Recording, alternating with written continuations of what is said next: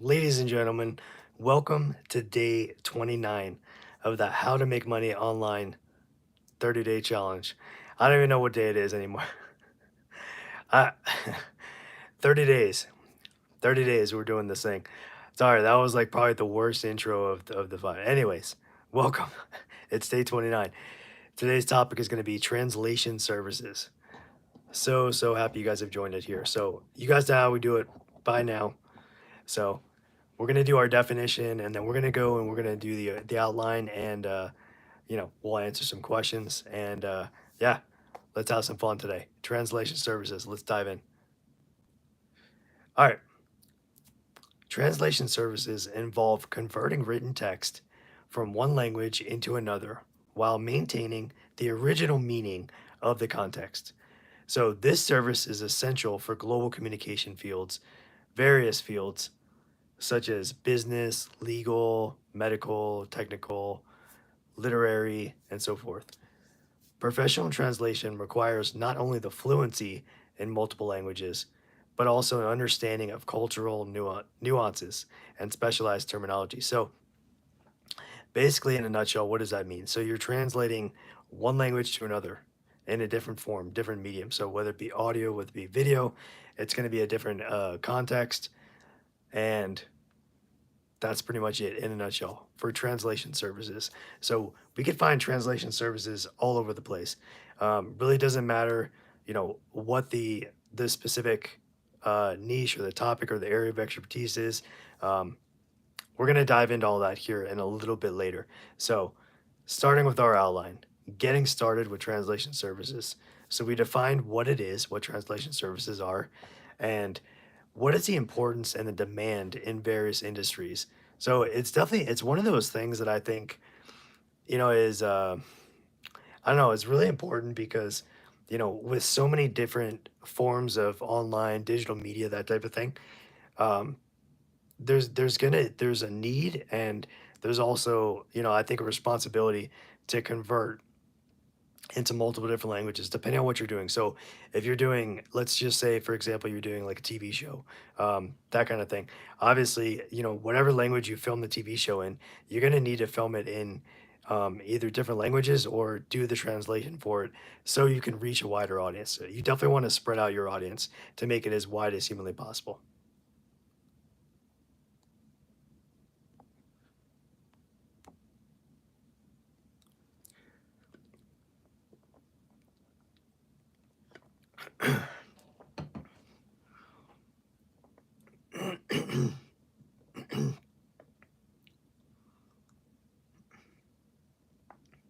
Okay, so as far as earning potential, there's definitely I think an endless amount of earning potential, especially for translation. So if you have somebody who's some sort of a worker, some sort of employee, contractor, that type of thing, um, they're definitely, and they're either bilingual or multilingual. That's definitely going to be a very, very big opportunity for that person in terms of translating different different audio, different video, especially in these different fields, such as medical, legal, business. Technical is going to be big too, because especially if you have an area of some sort of training, or like an online course or that kind of thing, you definitely want to make sure that you have translated from the original language, whichever one it was spoken in order to reach a wider audience. And that's only going to help. That's going to help drive traffic. That's going to help drive sales and profit. And it's just going to be overall widely more accepted across the board. And your reach is going to be global instead of just having your reach in the small sense of, whatever your local and your first language is. So that's kind of the overview as far as earning potential. We'll talk a little bit more a little down the road. A little further down in this live stream about exact money and payment and that kind of thing, how much you might be able to expect to make, but we're just going to cover the high level for right now. So, okay, so understanding translation services. So let's talk about key concepts here for a minute.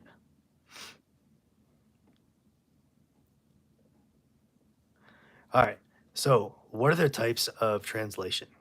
So We're going to talk about documents. Documents can be a type of translation, which is a very important and very crucial type of translation, legal. So definitely in different legal senses, whether it be a lawyer, whether it be paralegal, it could be a legal matter in terms of somebody who's giving an update or some sort of presentation, that sort of thing.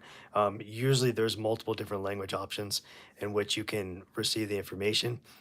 Whether that means that it's actually re-recorded, translated then re-recorded, or it could just be in a sense kind of dubbed over in the language. Those both definitely work in terms of having it be as effective as possible for reaching a widespread audience. Then of course, medical. So medical is going to be one of those things that's very crucial as far as if you're in the hospital or if you're working in a medical office or some sort of medical type setting, and there's a language barrier with either the patient, the nurse, the doctor, and so forth. You're definitely going to there's going to have to be some sort of translation between the two so everybody can be on the same page as far as understand what is actually going on, what kind of treatment might the person receive, what sort of maybe medication they might need to be on, or even explaining what the actual diagnosis is into potentially maybe what type of surgery or procedures they might need. So translating in this type of setting is incredibly important and crucial. So, and then of course moving into technical. So technical meaning all things, IT, technical, learning computers online, that kind of thing.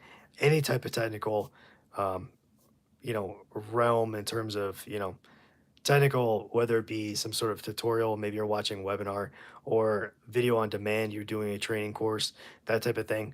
I've seen a ton of training courses that are actually dubbed in multiple languages. And I think it's important, but it's also crucial to being able to reach, audiences maybe that aren't local or that aren't in the mainland, wherever, the company or the recording was originally come from.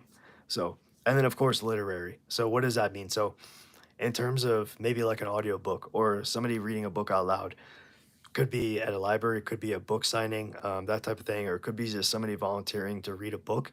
Um, you have these things where you have translators. You often see, the sign language interpreters. It's really the same kind of thing, but just translating whatever the language is into, whatever language is necessary in terms of having multiple people understand. So I think it's definitely it's I feel like it's a common courtesy, but at the same time, it's extremely beneficial and valuable to have everybody feel included in terms of not just focusing on one language. Um, Obviously, there's going to definitely be instances where you can't have a translator or a translation service or device right there on the spot. So it could most likely be kind of like an after the fact type thing. But I think it's really important to just kind of understand that translation is absolutely necessary and it's crucial to day-to-day jobs, careers, and that sort of thing. So all right, so let's talk about what skills are required. So what skills might be required for a translation service, or if you are going to be if you would like to be hired as a translator, that type of thing. So for number one is going to be language proficiency. So you definitely want to make sure that you're proficient in at least two languages. So whatever that means. So possibly English and then some other language. That way you can converse back and forth with not only that an individual person that way like one on one, but also reach a multitude of other people. So to kind of piggyback off that is cultural understanding. So you really want to understand the culture. You want to dive in and try to learn as much as you possibly can about the culture in order to be able to pronunciate the words correctly. It like directly corresponding with if you're translating something. It may be a little different when you're trying to listen to it or trying to hear to actually kind of decipher what is being said in a different language. So because there's different dialects, there's different ways that people talk to each other and in a conversation versus just like a standard saying words that you would learn. Um, And we're going to talk about, translation services and programs and, some really common ones a little further down. So definitely stay tuned for those, and we'll kind of keep moving along here with our outline. So, and then of course, subject matter expertise.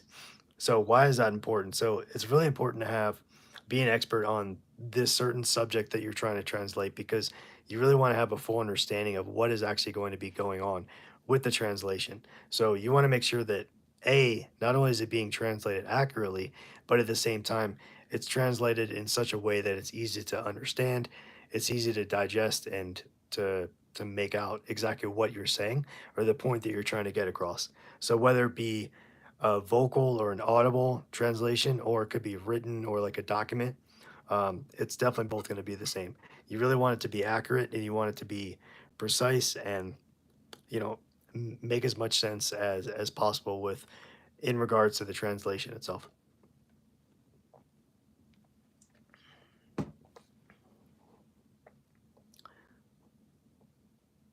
Okay, so who are the types of clients?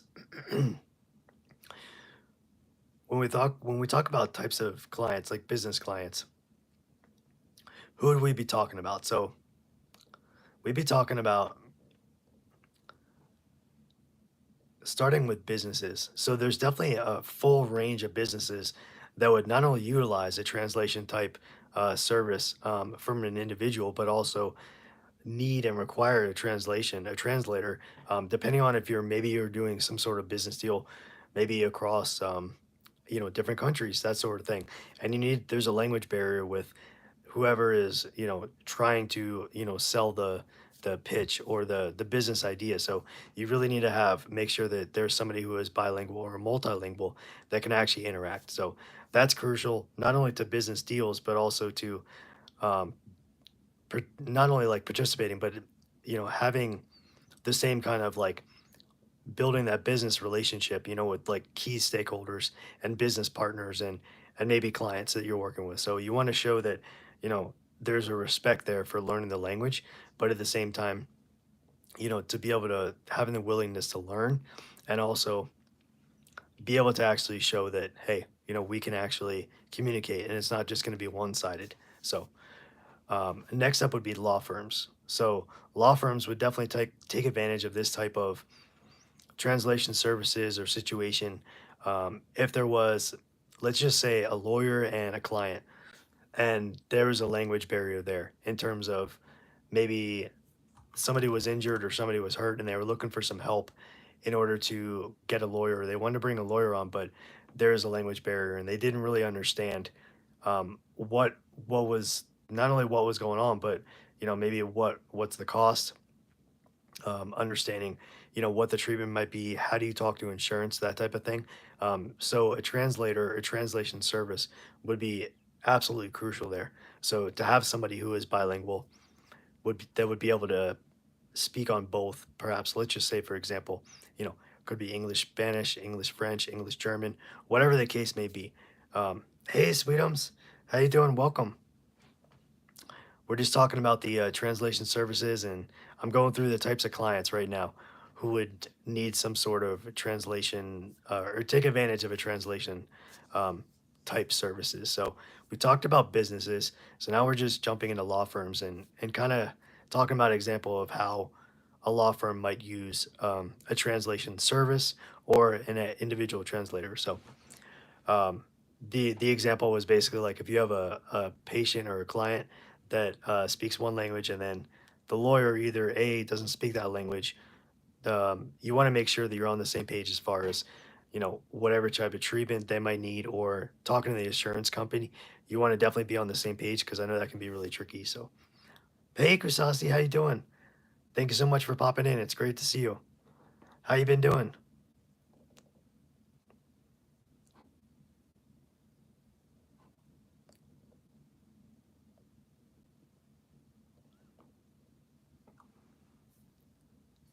Okay, so doing good. Thank you. Yeah, appreciate it. So next, we're going to dive into the medical institution or medical setting type of client. So this is absolutely crucial, and it goes without saying that, um, oftentimes they're there could be some sort of a language barrier in terms of the patient and the nurse, the patient, the doctor, or the patient and maybe like EMS, EMT, somebody who's basically taking care, the caregiver of the patient.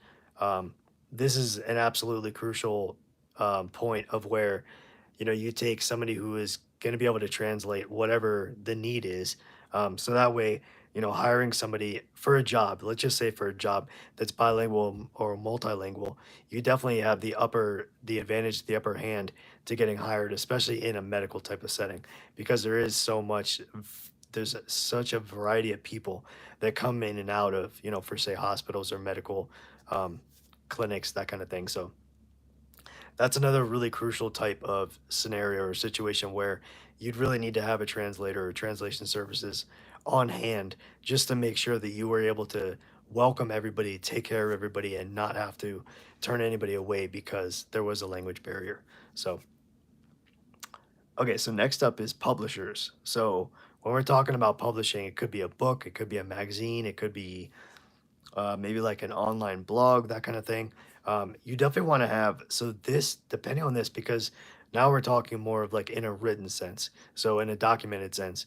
So translating some sort of maybe ancient text or, maybe some other language that you're not familiar with, that's not your primary language, is crucial if you're going to include some sort of text or some sort of document or really any kind of work that is not going to be in your native language, because you want to make sure that whatever the original text is, it gets translated not just accurately and correctly, but it's also in the context of how you intend to use it or how you intend to reference it. So that definitely needs to be in the forefront of somebody's mind in order to translate, because you don't want to think you're translating something by just asking somebody or using like some tool online that you found, and then you find out that you publish your book and the way that you translated was not correct or was not accurate, because that definitely could be a detriment, or be looked at negatively in the long run whenever that kind of comes out. So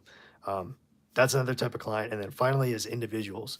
So this one definitely is important too, because in terms of being able to, let's say you're out at a restaurant or you're out somewhere, you want to eat a certain type of food and there's a language barrier there. You're not really sure, maybe whether it be how to order or whatever the case may be. So dealing with another individual, another human being, and you can't understand what they're saying or vice versa. So in that situation, it's definitely important to have some sort of translation or be able to have a translation tool or some kind of resource at your disposal, so you can make that barrier a little less difficult for both sides.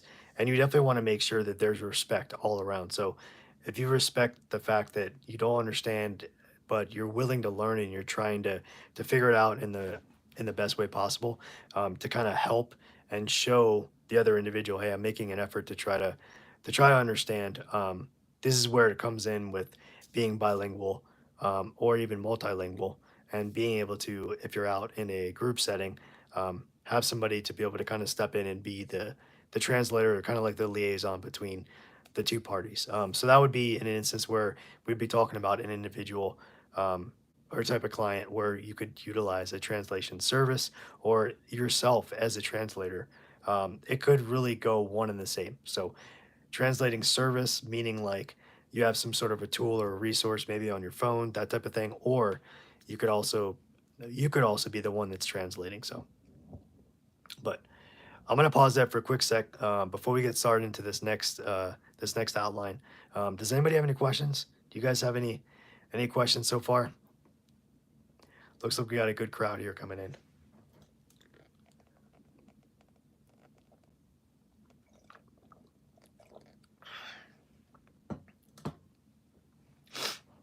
Dang, I'm only like less than 20 minutes in. I'm already out of my water. I think I put too much ice. That was stupid. Anyway, all right. So I'm gonna give it a sec because I know sometimes it takes like 20 or 30 seconds to kind of catch up from the live chat. So we'll give it a moment.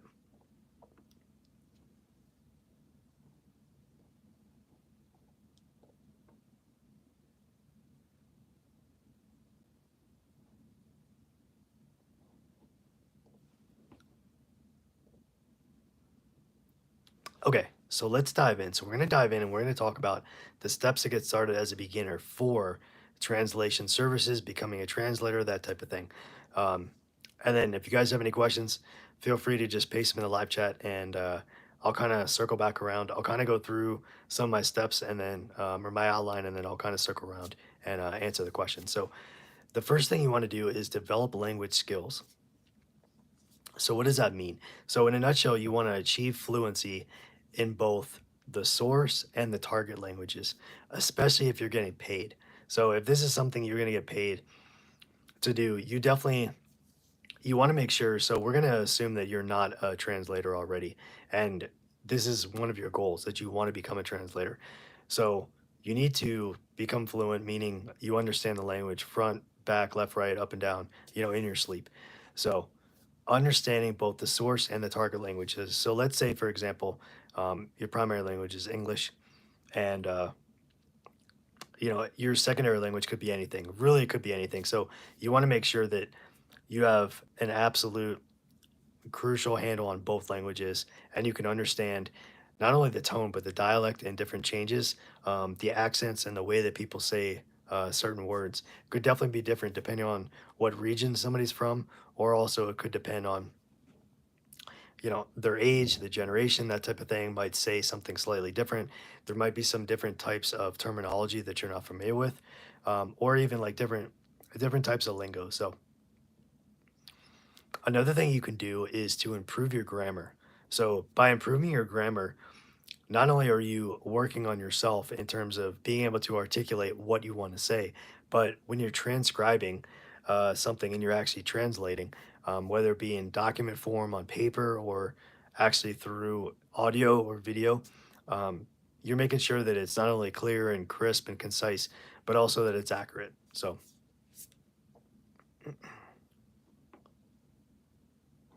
that would be improving your grammar. So next up is going to be vocabulary.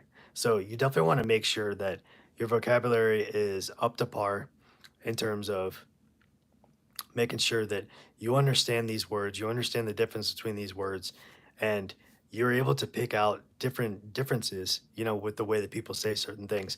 So based on the dialect, people have a different way or different understanding of, explaining something. So it could be maybe you're not familiar with the word itself, but you're able to actually sort of kind of go through and make out what they're trying to say, or basically get the gist or the idea of what they're trying to say. So that would be more of a sense of vocabulary. And then finally, cultural understanding. So definitely understanding the cultural side of where you are, who you're speaking with, who you're conversing with, but not just in a sense of not just in not just in the sense of understanding, like, the actual culture in terms of making sure the language itself, but also bringing in the culture, and you understand more about, with the dialect, and, you know, kind of how you can interact, the best way to interact, basically. So, okay, so next up is going to be choose a specialization. So, what this means is you want to identify when you're thinking about being a translator or having a translation service, that type of thing, you want to identify the areas of interest or the expertise. So we kind of covered this a little bit, but you can kind of think of it more as like, maybe your legal sense or your medical or technical or some sort of area of expertise that you really want to focus on. So you want to kind of dive into where are you going to be translating for, or what type of people, what type of clientele, what are you actually, who are you going to be translating? And you want to research the demand for the translation services in those specialties. So, for example, maybe you're going to go off and you're going to cover sports for a sports broadcast company, and you're going to be a reporter, and you have to learn a foreign language that you're not familiar with, maybe in South America, and you really want to make sure that there's a demand. When you're over there, there's a demand, so you can actually speak and translate in that whatever that language is, whatever the chosen language is, so you can fully take advantage of being able to have a intellectual conversation with somebody, but also it could be down as simple as if you're getting directions or if you're asking for this or if you're ordering food or that kind of thing. So you want to make sure that there's that connection there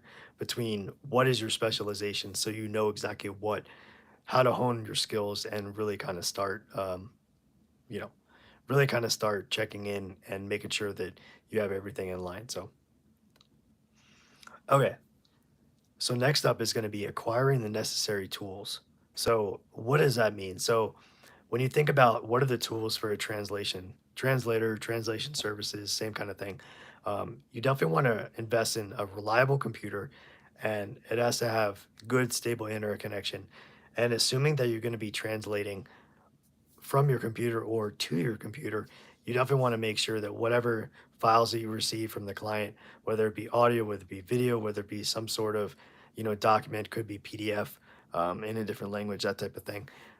You definitely want to make sure that you have everything that's stable and the connection is set. So you don't have any hiccups. You can just start translating and you can be on your way. So you also want to consider translation software, which we're going to cover here in a little bit, and resources for to speed up the process, make it more efficient, and make sure it's accurate. So especially it comes in handy when there's those opportunities where maybe it's a slightly different dialect, but you're not exactly sure kind of what is being said.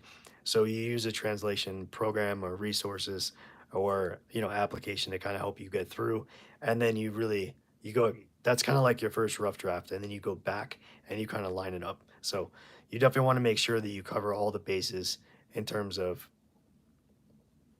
the translation and how accurate it is, because especially if you're getting paid for it, you want to make sure that everything lines up and the client is not going to come back and say, well, you didn't translate this correctly, so we're not going to use you in the future. Or worse, we're not going to pay you because you didn't do what you said you were going to do. So, or maybe you lied about it, that kind of thing. So, next up, you're going to be setting up a workspace.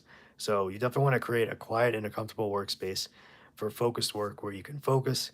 You might want to use some sort of noise canceling headphones, that type of thing, or an environment where you can't be easily distracted. Because if you have to sit here and you have to like decode, this translation, you want to make sure that you can hear every word, every syllable, and everything all in your ears, in your headphones, and be able to accurately and appropriately translate whatever this is. So,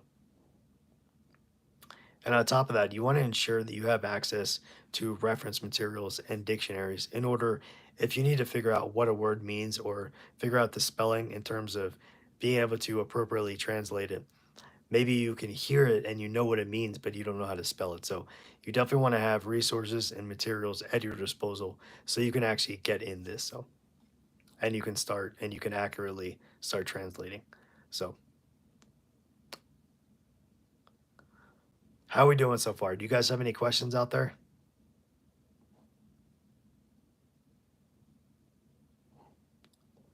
Just wanted to check in on you guys.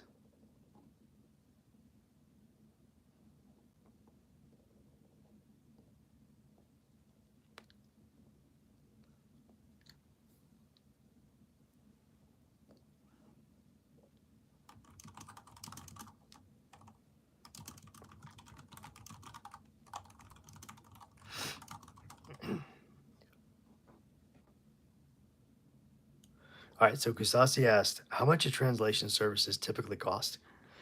So I would say, I know it kind of varies. So the cost of translation definitely can vary based on a couple different factors. So really it could be, hey, Bookie, how you doing? It could vary by the language pair, whatever, the source and the target language. It could vary by the complexity and the length of the document or the audio or the video, whatever you're going to be transcribing, and the turnaround time. So basically, how long does it take you to transcribe, and the level of expertise that's required. So this is typically the five ways that people would get paid in terms of translating services. So the first one is going to be per word. So a lot of translation services charge per the word, which sounds like a lot, and I'm sure that can add up very quickly. So prices can range from about 10 cents to 30 cents per word, depending on what the language is and the subject matter, like how intense it is or how in depth the subject matter is. So you have per word, that's number one. That's a different way, as far as like uh, cost, a cost breakdown. The second cost breakdown would be per page. So some services charge you per page instead of per word. And especially for documents like birth certificates or diplomas. Hey Raul, how you doing? It's so good to see you. Thank you for joining today. So some services charge per page, especially like a document like a birth certificate or a diploma, and those rates can range from $20 to $40 per page. So it really depends on, this is just kind of like a general average. Um, and then, of course, you have hourly rates. So some translators charge by the hour. And especially for projects that require a lot of research or consultation in terms of gaining the knowledge and really making sure that they have everything in line and the research and everything that goes into that in terms of the translation. So hourly rates can definitely range from $30 to $100 if you do an hourly translation. So this can definitely get like expensive for the client, but also lucrative for the translator themselves.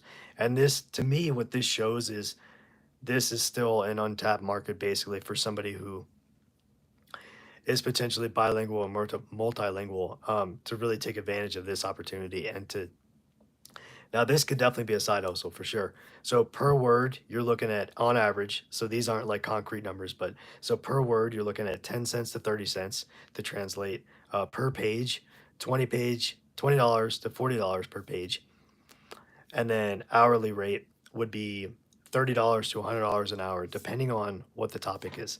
So and then some translators even have minimum fees. So what that means is, minimum fees for like a small project, and those typically range from like $20 to $50. So at the very bottom, you're going to be paying at least $20 or $50, just depending on what the type of project is. Is it a document? Is it going to be a book or some sort of other text? Is it audio that you're going to be translating? So it really depends on what the medium is that you're going to be translating. So and then, of course, we have specialized content. So, as you guys can imagine, that definitely, obviously, will command a higher price and a higher type, um, you know, rate, that sort of thing. So, for specialized content, like legal, medical, or technical documents, those are all like extremely crucial and something that definitely you have to be very careful with translating and not getting that wrong because all three of those things are incredibly important and can basically have very, very specific and detrimental consequences if they're translated incorrectly, especially with a medical analysis, medical diagnosis, or in a legal document or a legal contract, that type of thing. So those are both definitely extremely specialized. And those definitely the rates can be higher due to the need for specialized knowledge, specialized terminology, depending on, what you're actually going after. And these rates can range from 20 cents to 50 cents per word or even higher. So that's definitely like the sweet spot in terms of like the specialized content. So,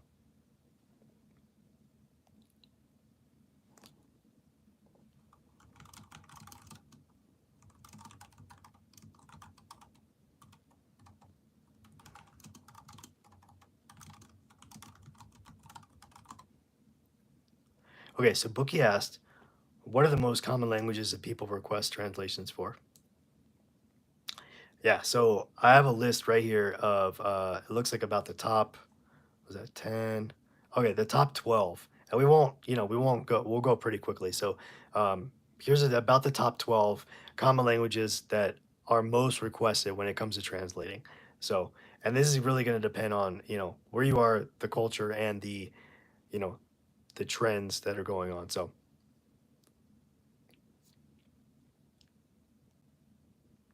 hey, Raul, I see your question. I'm going to answer in one sec. I'm just going to go through and finish with Bookie's question real quick. Okay, so here are the common languages. So number one is English. Number two is going to be Spanish. Number three is going to be Chinese or Mandarin. Number four is French. Number five is German. Number six is Japanese. Number seven is Portuguese. Number eight is Arabic. Number nine is Russian. Number 10 is Italian. number 11 is Korean, and number 12 is Hindi. So those are the top, basically the top 12 languages that are most commonly requested when it comes to translating languages back and forth. So, all right, Raul, let's see. Okay, so you have sites that people pay to translate documents. Because I do it here in my country, like German to Portuguese, English to Portuguese, vice versa. Yeah, definitely. So so what you could do is as far as like an actual like dedicated site to translate, you can find if you wanted to be a translator, we've talked about these a lot. So you can either go to Fiverr or Upwork and you could reach out and find clients that way and basically just set up your account and say this is the kind of documents that you would translate in terms of that. So that's always an option. But as far as like translating like specific sites that are for translating. So I know I found a couple in my research. Let me grab them real quick. So,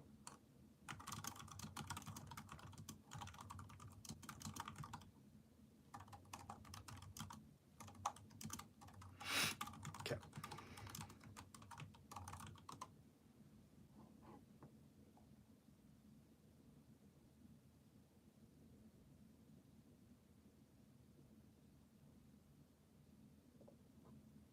Okay.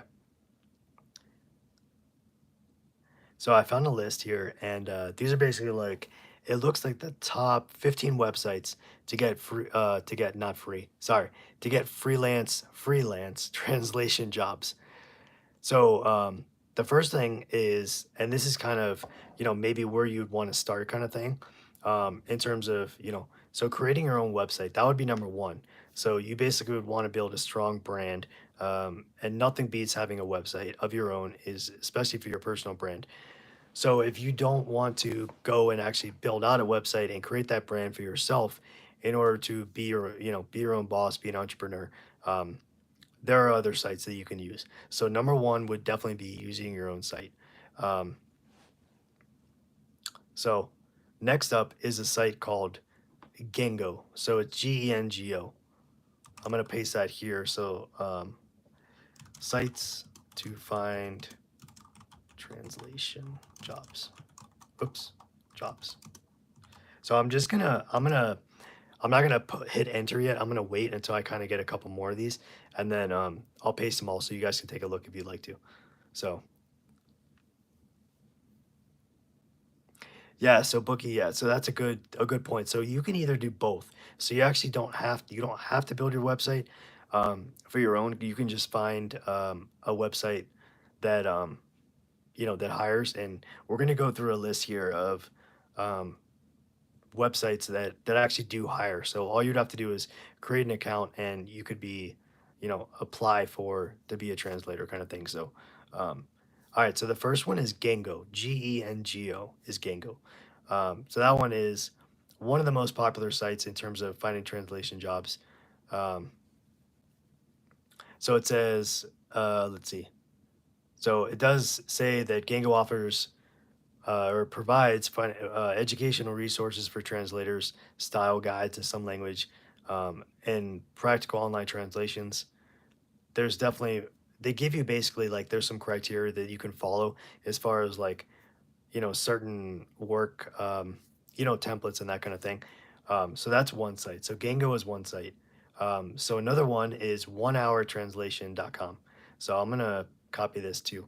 So I'm just gonna go over these on like a high level and then I will paste these. So it's not like that kind of thing. So 1 hour translation is another one.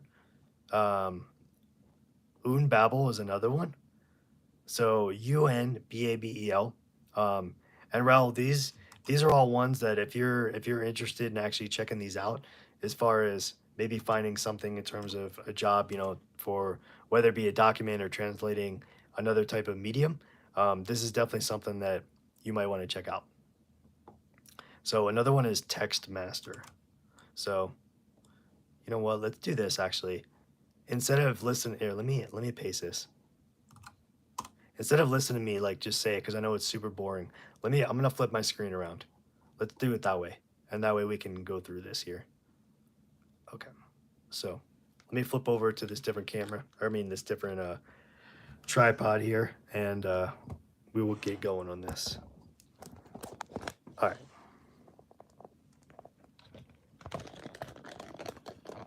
Yep. Okay, let me move this over a little bit. Okay, so what we're looking at is it's going to be the top, basically the top 15. And this is really just, let's see. So Bookie asked, did you say a Portuguese within the top 12? Let me see what the top 12 was. Yes, so Portuguese would be number 7. Yep. Yep, so it's definitely in the top 12 for sure. Okay. So, yeah, this, I know it's boring when you just look at me talk, so let's go through it. We can do it together. So here are 15 different sites, and what I'll do is I'll paste them in the live chat. Once I'm done, we'll just kind of go through these and take a look and see what we got. So you guys, anytime you guys want to stop me, just stop me and we can ask questions, talk about it, that kind of thing. All right, so obviously we talked about number 1 is creating your own website. So I must have just skipped over this. Traditional agencies.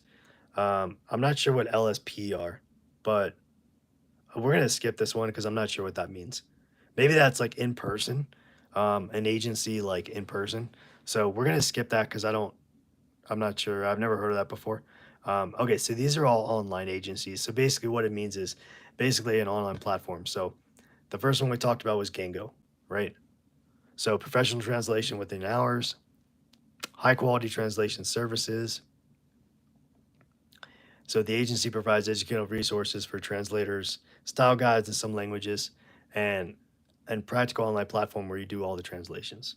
So that's Gango, and they basically just break this down. They tell you, okay, this is how many visits it has a month of visitors, 370,000 visitors a month, and here's some pros and cons in terms of the actual site itself. So, and it looks like, and they break down the payout. So over here, so they say the payout is twice a month, and here's the fee. So this is definitely something that I think would be, I'm gonna post this in here. So if you guys want to follow along, you can follow along here. Let me just go. All right, so just in case you guys want to follow along with the website, so this is one of the more helpful ones that I found online. So the next one is 1 hour translation. So all these websites are places that you could go to actually find, not only find translation if you needed to find it, but also sign up as yourself. So to become a translator. So this one is called 1 hour translation. So it gives you, so there's 270,000 visitors a month. So this is definitely a great, this is a great opportunity too. I mean, there's a lot of people that visit this website also. So, and then of course it's going to break down the payouts. So basically after 30, it looks like 30 days, you get a minimum of $20. And that's a payout option. So, and then they tell you what kind of methods that they take: PayPal, Wire, Payoneer. So basically PayPal would be the major one, unless that's not available in your country. Okay, so Unibabble. So basically building a team around translation. So let's see what they say. 320,000 visits a month, which is pretty significant. I mean, that's pretty large for, for a translation service. So that just goes to show like how large, like the level of people that are actually, searching for translation. Okay, so Sweetums asked, do you need specific qualifications? Yes. So for I think it's Unbabble or Unbabble. Yeah. So Sweetums, yeah, you do need qualifications in terms to be a translator. So what I've seen as far as online, as far as like job postings and that sort of thing, is definitely needing to have some sort of a degree in that particular language. So basically just having, a bachelor's degree in that language. So that's basically just further cementing your credentials in terms of, okay, I went through this schooling, I learned this. Not only do I understand it, I'm proficient in it, but also I can teach it as well. So a lot of the job postings that I saw, um, I'm gonna open LinkedIn too because I want to actually check this out here. So let's see. Oops. Let me flip this around real quick. So let me just get to this. So translation job. Okay. All right. So let's go back here because we're going to take a look at that on LinkedIn here in a moment. But yeah, I think it's really going to depend on it's really going to depend on if you're doing it for yourself, Sweetums, like if you're like, self-employed, that kind of thing. That's one way I think to get around it in terms of, if you're a native speaker and you have um, history or an experience with teaching, not only teaching, but also, you know, in the native language itself. Because I think there's kind of like a twofold. So it's not just being able to understand translating the language itself, but also being able to teach it, to fully be able to translate. So, oh, thank you, Sweetums. Hey, Praisen, how you doing? Thanks so much for popping in. Yeah, so Sweetums is right. We do have a Facebook group. It's free. It's totally public. So you're more than welcome to join. We can get you the link for it. Um, and definitely would love to have you there if you'd like to ask questions. And yeah, so just small group. I actually forgot to mention that, I think, the last couple times. So okay, so this one's actually 320,000 per month. So that's definitely a significant monthly traffic. So Textmaster is another one. So remember we were talking a couple days ago about SaaS, right? Software as a service. So this is definitely one of those online, cloud-based translation services is Textmaster. So it looks like the visitors don't have it's not as much per month, but still, it seems like the payouts seem pretty good still. So the timeline is on demand. So after a project is approved, and the methods of payment are PayPal and Payoneer, and then the payout fee is according to the PayPal terms, basically. So service fee is 25 to 50%. That actually seems pretty high. So that one you may want to kind of think twice about before you sign up for that, because that seems relatively high for a service fee. So this one, ProZ, is actually an online community for workspace and language professionals. So this means that if you're a translator, if you're doing some sort of translation services either on your own or through, workspace client, that kind of thing, this might be a great place to go and check out and actually have some sort of a community so you can talk with other people and you can actually find, other translators to maybe kind of share experiences or share, tips and tricks, that sort of thing. So thank you, Sweetums. I appreciate it. Yeah, no problem. You're welcome. Yeah, hope to see you in there. Yeah, and Prison, if you like what you're seeing and you want to be a part of this 30-day challenge, definitely please consider subscribing. We'd love to have you be a part of this community. So ProZ is definitely like the community and the workplace. So for language professionals, so kind of like a LinkedIn type thing where but just for like language professionals. So um okay, so look at that. I can't believe that. You guys see that? Site visits per month, 4 million visits a month. That's a massive, massive community right there. So the pros, huge community, many jobs are posted. So Raul, I know you were talking about as far as looking for jobs in maybe like non-traditional ways.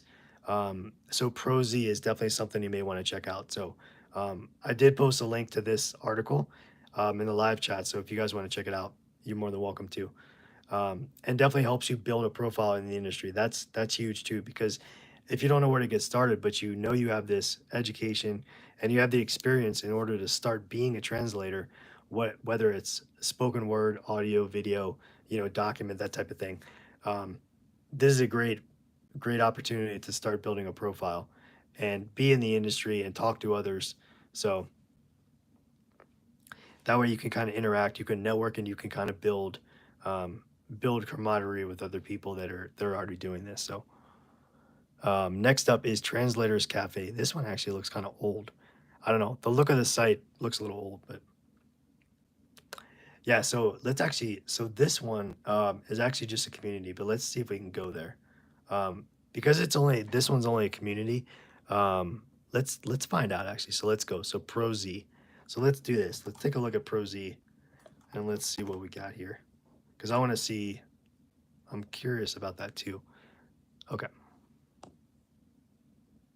All right. So let's see. It looks like you can browse for jobs over here. They have training up here. So if I click on browse for jobs, let's see. Okay, new job listing page. All right, so this is basically, that's pretty cool. So they have 888 jobs, or sorry, 988 jobs. So you can choose whatever the source is. So we'll see Sweetums if these particular jobs require a degree. But since um, this particular website is just kind of like a community, so you don't necessarily have to have a degree to join this community. But um, right here, you can see only freelancers with professional translation diploma or degree. So that means right there that this particular job posting is requires some sort of a diploma or a degree. So you can select whatever language you want. So let's look at the source language. So does anybody have any ideas? Like, what should we put here for the source? So basically, like one of the languages. What do you guys want to use for that? And we can type it in.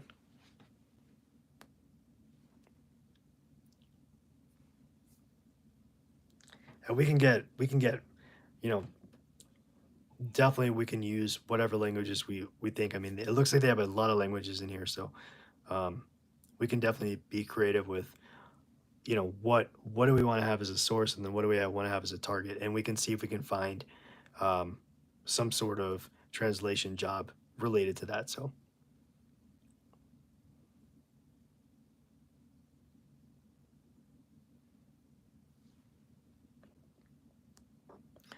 dang, I wish I put more water in this stupid cup.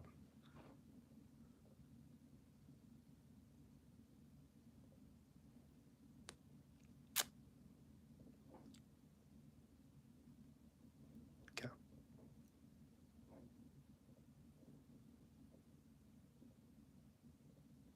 okay, let me flip this around. Okay, so how about we do? Let's see. What do you guys think? How about we do Russian? So 23 jobs. Russian to, how about German? Okay. And then you can say field of expertise, and you can actually select like more of a category, but we're not going to do that because I just want to see what kind of jobs here. And then location, you can actually type in a location if you'd like to use that. But it looks like there's actually two jobs here. So let's take a look and let's see. So this one is, um, it tells you what the actual job is, and then it's going to give you more information over here on the side. So this one's posted July 10th, 16 hours ago, and this one is July 17th or January 17th, sorry. So let's click on the first one. So we'll take a look. So this is Russian to German. All right, so this is what they're looking for. It tells you what you're looking for. So it says we're looking for native German speakers. The current projects are tourism, gaming, IT, translation, and editing. The rate can be negotiated, which is why they don't have anything listed, I think. So they don't have a rate. So over here it says open quoting. So there's no rate as far as what they would charge. So it looks like they're open negotiation. Um, so MemSource and SmartCat are an advantage. I'm not sure what either of those are. Let's find out what those are. Memcat translation. MateCat. I'm not sure what that is. All right, so we don't know what that is. Mem source. That's why. Really. Sorry, I typed it wrong. MemSource. Okay, so it looks like it's a translation software right here. So that's what they were asking about. So um, this one requires, it says, so MemSource is a translation software, it looks like, and SmartCat are an advantage. Let's see what SmartCat is. So SmartCat translation. Okay, so this one is also a translation tool. Okay, so it looks like those are two primary tools that you use for translating, which I actually wasn't.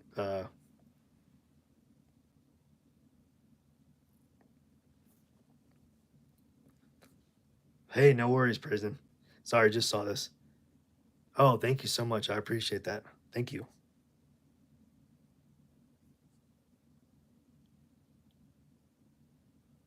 That's perfect. Yeah, definitely. So you can start if you want to start on the as far as like all the lives are going to be the replays are going to be online. So if you'd like to start with day one, you can start there. And I think day one actually is affiliate marketing, but you can start with day one and then just follow along. So watch day one, day two, day three, and so forth. So yeah, and then just drop any questions you have either in the Facebook group or in the video itself, and feel free to drop any questions. So yeah, definitely happy to have you here. Okay, so it looks like those are two tools. So it says we pay via SmartCat at the end of the month after completing the order. So we can actually click this and it's going to go in here and it's going to give us more information about what this job is. So it basically tells you what the job is. The poster country is Russian Federation. The volume is 150 pages. And it kind of gives you just a little bit more information about this. So confidentiality level is low. That's pretty cool. So it tells you, is there some sort of, um,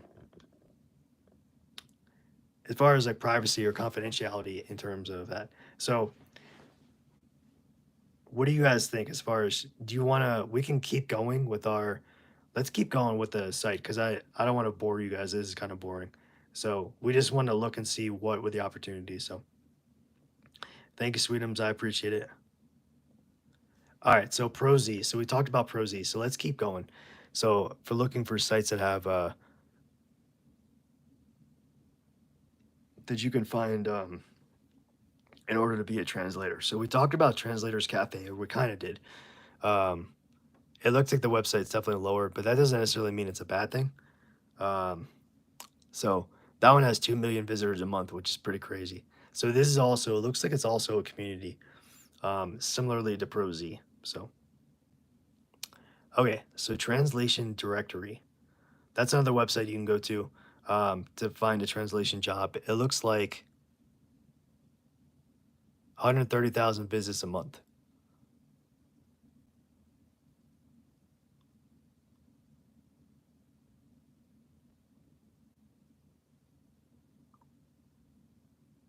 Okay, that one looks old. All right, so the open mic.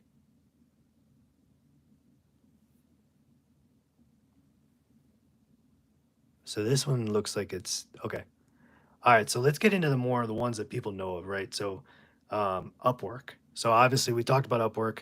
So you guys know that you can go on there and you can actually create a profile. We've talked about that a lot over these, 30-day challenge.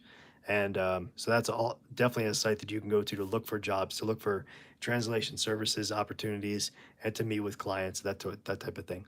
So wow, I didn't realize that Upwork has been around since 1998. That's pretty cool. And it gets 27 million visitors a month, which is just insane. So, of course, Fiverr is going to be next. So, same kind of thing. Fiverr is the exact same kind of thing. So, basically, a place where,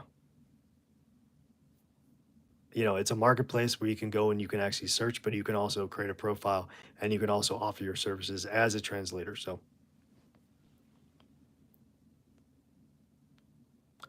36 million visits a month. Freelancer.com. And again, is another job posting site. Um, Again, so any of these are great opportunities. These are job posting boards you can go, and they're basically marketplaces where you can post a project, create a profile, that sort of thing. And that's it. You can start making money. So this one gets 9 million views a month. So not quite as big as the other two, but it's still definitely a large marketplace. Okay, so here we go. So Smart Cat. This is the one that we were looking at before because we weren't sure. So um, it looks like Smart Cat is not just a translator, but it looks like there's a freelancer marketplace too. So this is a great resource if you guys are looking for a marketplace to find a freelancing job. This is a place to go for sure. So there's about 1.1 million views a month. So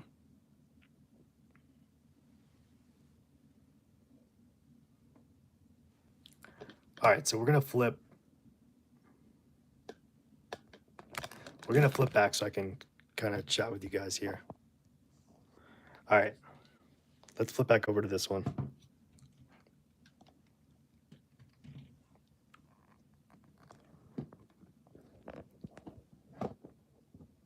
There we go. Okay, so Swidham said, so it'd be easier to start here, one of these sites, than to build your own website.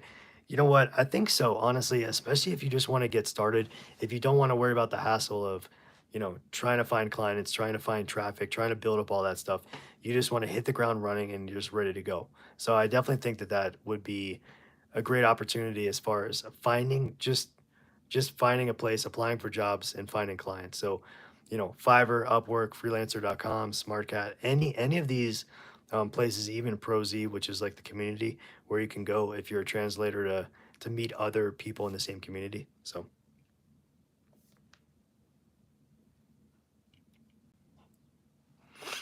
all right, because Kusasi says, do you think as long as you're creative and persistent, you can get around having a degree to be a translator? You know what? I think so. I mean, to a certain extent, I really think it's going to depend on um, A, who hires you, and B, in terms of, what their criteria, what their qualifications are that they need or they're asking for. So I think if it's a company or a brand or a contractor that they actually want to hire you, and one of their requirements is a degree, then I think there may not be a way around that. But I think if you're doing it on your own, or if you're building like more of a local done out of water. If you're building a local, kind of building up your network locally first, and it's really just kind of word of mouth, then I think you could probably definitely kind of side skirt needing a degree. Um, but I think on the other hand, it is always good to be able to like prove your credentials, right? Prove that you have the experience and you have the skills in order to do this. But I don't think it's 100% necessary for sure. I think there's ways around it, and there's ways to actually kind of bypass that actual, needing a degree or needing some sort of a diploma. But I would think if there is any brand or maybe any kind of, company, that kind of thing, then it may be a little more difficult to get around that criteria in terms of needing to have some sort of a degree. So,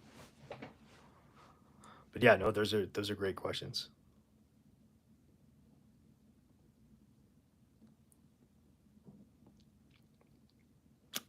Okay, so when you're just starting out, we're gonna kind of flip back over to the outline. So when you're just starting out, you definitely want to try when you're kind of getting your feet wet and you're not really sure what direction you want to go in.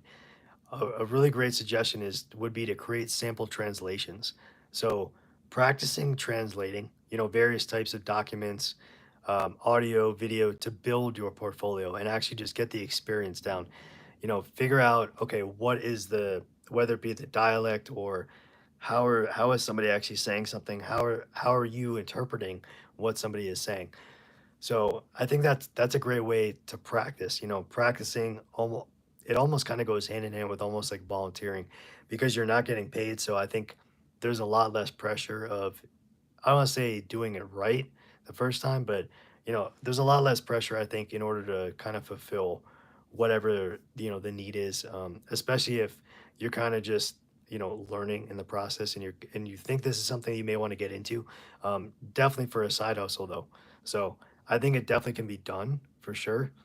It's just a matter of how much time and effort you want to put into it, and knowing, okay, this is what I'm capable of translating. Is it English to Spanish, Spanish to English, French to English, English to French, English to German, whatever it is, in terms of translation. So I know that the list that we looked at a little earlier was, it said English was number one. So whether that's like English as a second language, that's really going to depend on not only the client, but who you work with and who you're able to find online. So next up, you definitely want to join some of these translation platforms. So we talked about some of these, but you can sign up for a translation job on platforms like ProZ. We just looked at that, Translators Cafe, and Upwork and Fiverr. So a lot of those platforms we just talked about, we kind of looked at. So definitely take a look at that link for the top 15 platforms to join. And then it's very, very likely that some of these platforms and or job postings, they're going to have required tests or assignments or assessments, sorry, assessments for you to go through and prove that you can qualify for these jobs. So I think it's there in the description in whatever the job is. That's where you're probably most likely going to find, okay, what is the criteria? What is a qualification for you individually? What do you need to actually to be qualified? So but we can, in a moment, we're going to flip over to LinkedIn and we'll see kind of how LinkedIn runs and kind of how their job translation board looks like. See how it is. I'm sure it's a little modern, a little more updated. So we'll take a look at that and we'll see kind of how that compares to the other ones that we've looked at so far. So, okay. So then once we're gonna come here to making the pitch to a client, right? So basically, you want to see if you can really persuade or entice or really draw in these potential clients in order to hire you. So identify potential clients and businesses that might need translation services. So you could utilize, your local community, see if anybody has, anybody that you know in your circle or your network that might have an idea of somebody who might need this services. Also, I mean, obviously you can, focus on medical, technical, law, that kind of thing. Those kind of main primary industries. But also, if you have a pitch put together, so if you have some sort of documented, kind of template or pitch that you really just kind of send out. If you've perfected it and you can send it out in mass, then you can send personalized pitches highlighting what your skills are and your experience. And the only reason, we'd circle back around to having a website or a portfolio is that you could basically kind of highlight what your experience is and what your accolades are with translating. So that just kind of buffers or beefs up um, I think your experience level and the integrity, as far as um, you know, whoever the potential client is to see that, okay, you're taking this seriously, you're educated, you've gone through the process of getting a degree or what have you, or here's your experience. If you don't have a degree, here's your level of experience. So and then we're going to dive into, so we talked about building your online presence. So with creating a website or a portfolio, that is definitely, I think, a nice way to complement showing your experience in a very visual way, along with maybe reviews or some sort of testimonials through clients and individuals that you worked with in the past. And I think nothing beats, we've talked about this a lot on this challenge. Nothing beats actually going in and having a firsthand account basically vouching for you. So I think that's having a review or a testimonial is the top. Basically, you can't get much more personalized than that. So, and utilizing social media and professional networks to really promote your services. So, okay, so let's jump in over here to LinkedIn. I'm gonna flip the camera around again, and we can let's jump into LinkedIn, and we'll go over there and we'll take a look and see how the LinkedIn job board looks. So let's flip this around. Okay.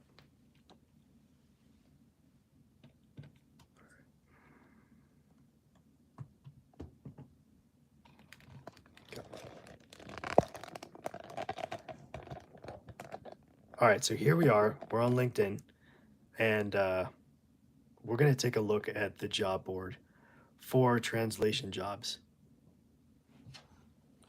So we can, over here, you can click on jobs, and you can actually type in up here. So translation jobs is like basically the keyword that we typed in. So we can, like we've done before, we can set um, some sort of filters. If you want to set a filter up here, we can set, the date posted. So really something within maybe like the past week that would probably still be available. And then experience level. So let's say, for example, that you're just getting started into this. So let's take a look at the entry level and let's see what that looks like. And then salary doesn't really matter. Remote, let's do a hybrid. How about we do that?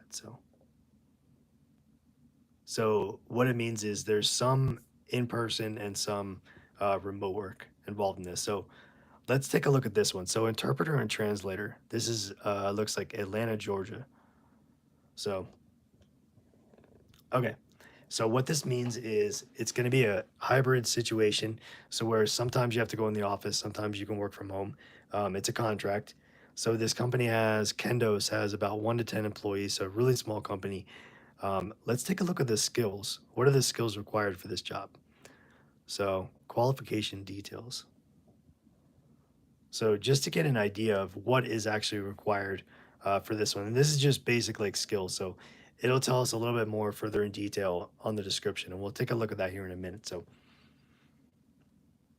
all right, I mean, these are pretty basic things when it comes to, translating. So cultural competency, learning the culture, that kind of thing, interpersonal communication, cultural diversity, interpreting. So that's all. I mean, that's all pretty standard stuff that you would think would be part of this. So let's go up here and let's see. Okay, here we go. This is really what I wanted to see.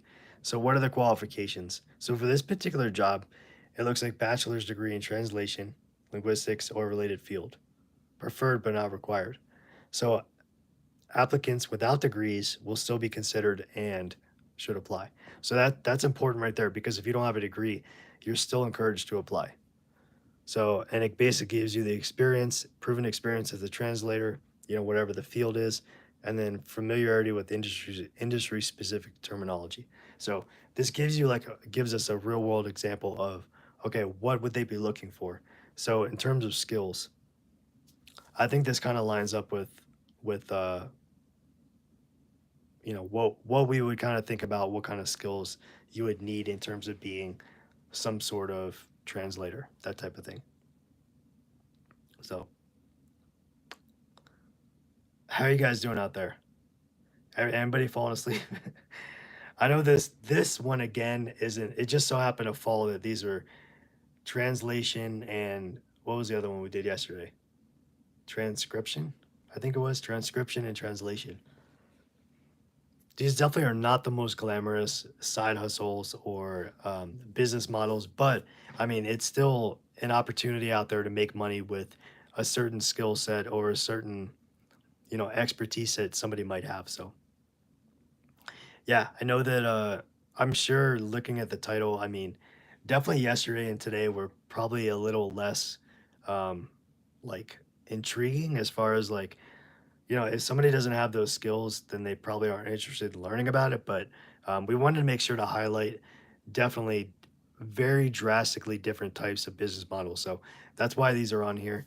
And so, it's still interesting to learn about, different ways to make money. So that was the whole kind of thought behind the challenge. Um, so just to give a quick plug for tomorrow, tomorrow is going to be day 30, which is the last day of the challenge, which is, I can't believe it, it's already here. So tomorrow we're going to be talking about online surveys and market research. So I know there's a lot of different um, people that are skeptical about both taking online surveys and market research for making money online. So that's what we're going to dive into tomorrow. So definitely, if you're here and you're here live, or if you're listening on the replay, definitely come back tomorrow, which is Thursday, July 11th, for the final day of the 30-day challenge. So, okay, so Sweetums asks, since many of your subscribers are in countries outside of the US, these places are hiring remotely and internationally, right? Yes, that is correct, Sweetums. Yep.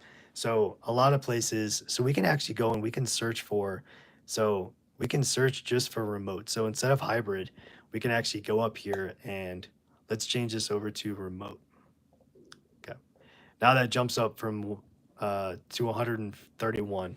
And this is just, keep in mind, this is just with LinkedIn. So you can be anywhere in the world and you can apply to any of these translations. So this one right here looks like it's based in the States, but it's remote.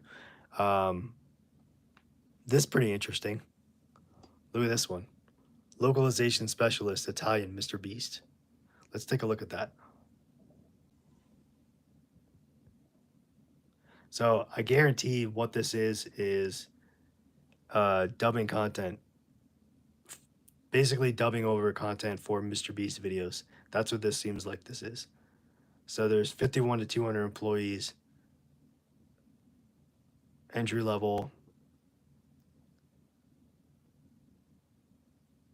So looking for someone with a background in audiovisual translation in English to Italian pair. So this is somebody, it looks like Mr. Beast company is looking to hire somebody who can translate from English to Italian. That's super cool. As a localization specialist, you'll be an integral part of our creative team, driving the localization process of English videos into your native language.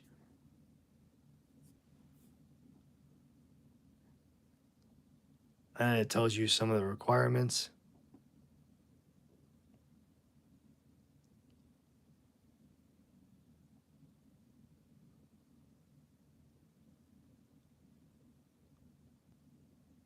And it says experience with video editing and audio editing tools, preferably in dubbing or voiceover production. And here are the qualifications. Here we go for this particular role. So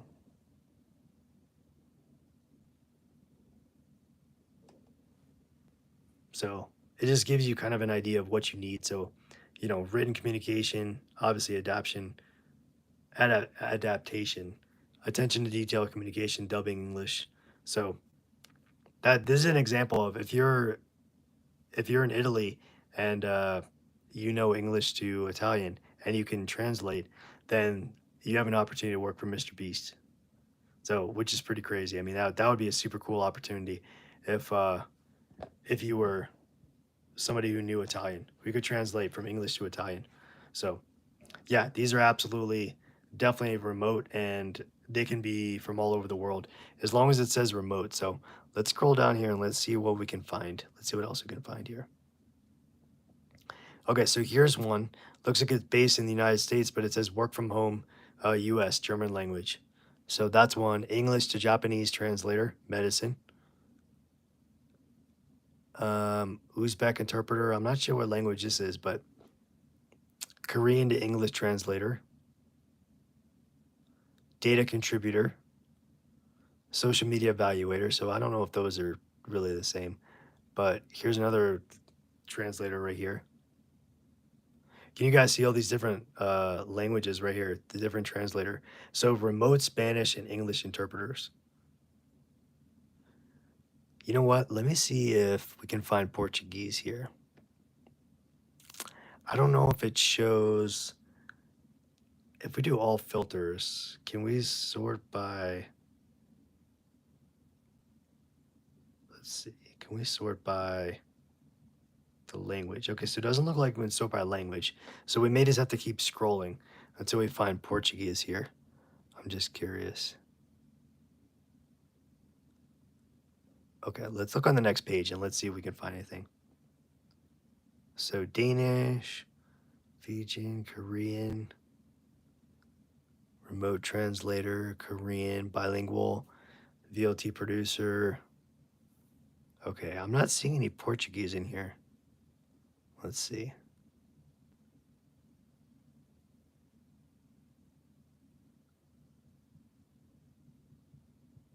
Okay, let's look at the last page and let's see.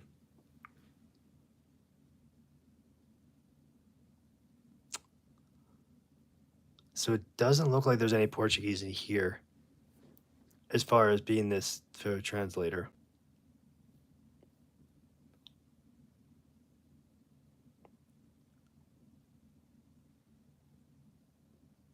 Polish. I mean, it's nice to see that these are all remote, so it doesn't matter where you work. I mean, you can work really anywhere in the world, which is pretty cool. So it doesn't look like there's doesn't look like there's any Portuguese suite. I'm sorry about that.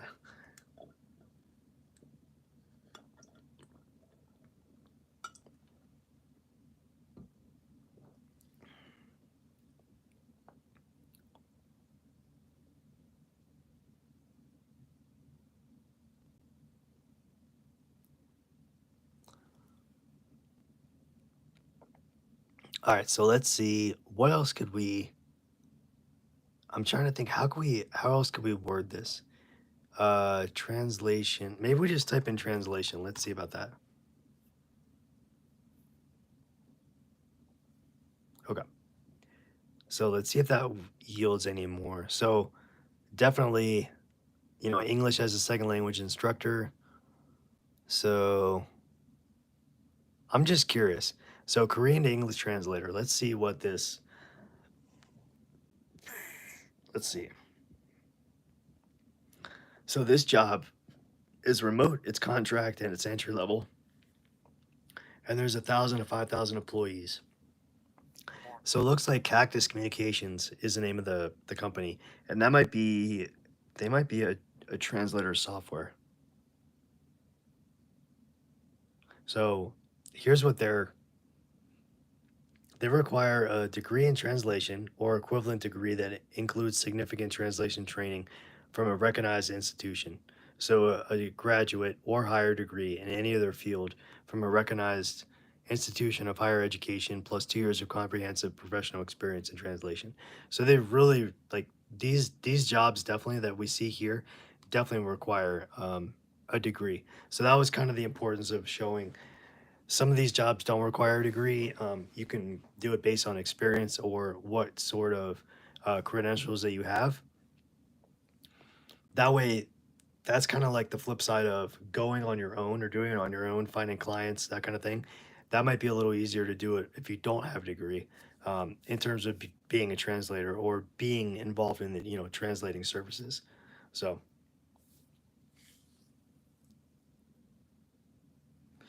yeah, no, it's super interesting because it's like, let me flip over here. It's really interesting just to kind of see, like, to dive into this different world of, this different industry of being a translator and really kind of taking advantage of, okay, if this is something that you have this skill set for, you know how to do it, you're good at it, then it can definitely be, I mean, it would absolutely qualify, on our list of being a side hustle or some sort of you know business model where you can make money. It doesn't necessarily have to be a full-time job. I mean, this is something you can do. You can translate documents, audio, video, that kind of thing. um, Translate it, you know after work in your spare time, whatever the case may be. And so that's something definitely to think about in terms of, it doesn't necessarily have to be for a full-time job or a company, that kind of thing. It could definitely be something that you could do on the side. And I think that's what we've proven just by looking at some of these different job postings. So I'm gonna pause for a little bit, see if you guys have any questions out there. So, and then we can get back to the outline here.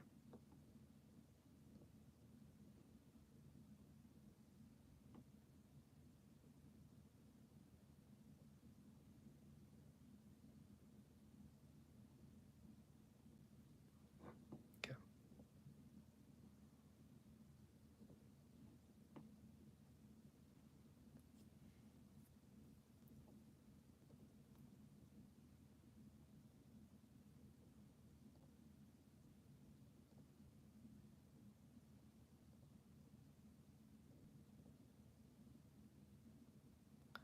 Okay. So let's get back to the outline, and then maybe that'll kind of spark something. All right. So when we're talking about, they're rounding out the skills that you need to start as a beginner. So gathering feedback and improving. So seeking feedback not only from clients, but also from maybe family, friends, anybody that you work with, somebody that's in the same network or in the same profession, in order to kind of not only like hone your skills, but also, you know, keep thinking of creative ways that you could help, further the translation services. So you really want to improve your translation. I can't even say it.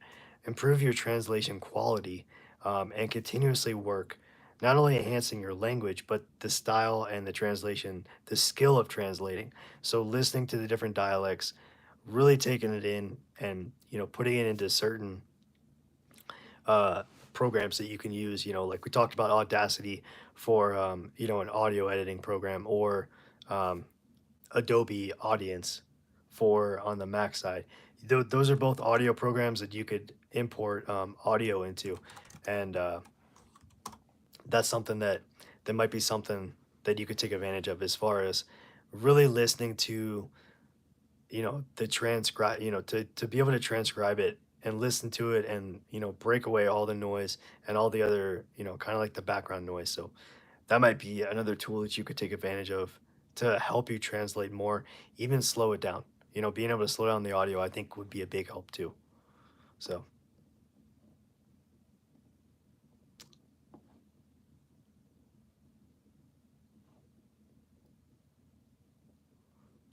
okay, so we kind of talked about networking and collaborating, but when you network with other translators and industry professionals, you definitely are making sure that you're building those relationships. So not only do you have an opportunity to maybe get more clients through, if another translator is kind of working with you, but they just don't have enough time to take on new clients, then maybe that might be a benefit of networking with these other translators or industry professionals that could turn you on to maybe some clients, or if they have like a wait list or like an overflow, that might be an opportunity also.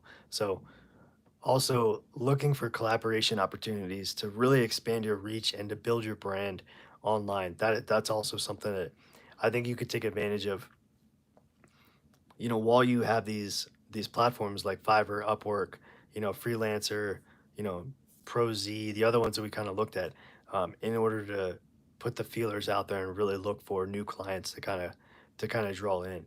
I think there's no such thing as putting out, your resume or applying for these different positions. I mean, you should be applying for as many as you possibly can to kind of see what sticks and see what you might actually like, working on and working with.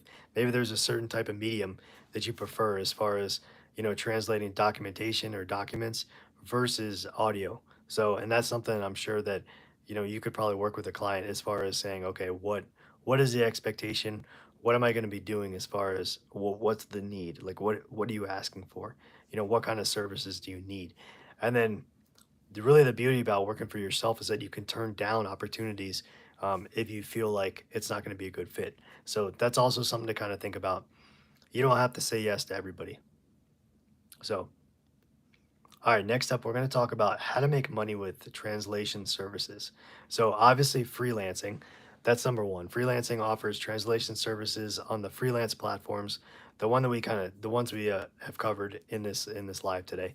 Um, so, translation agencies, so basically like a temp agency or like a job agency, working with the agency that provides translation services like directly to clients. So basically, you have a one-on-one connection that you set up. So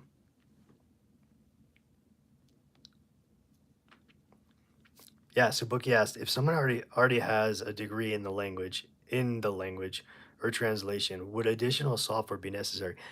You know what? I think that's a kind of a personal, preference or a personal choice, in terms of if you wanted to have it for like a backup, or, some sort of maybe needing it just as a fail-safe.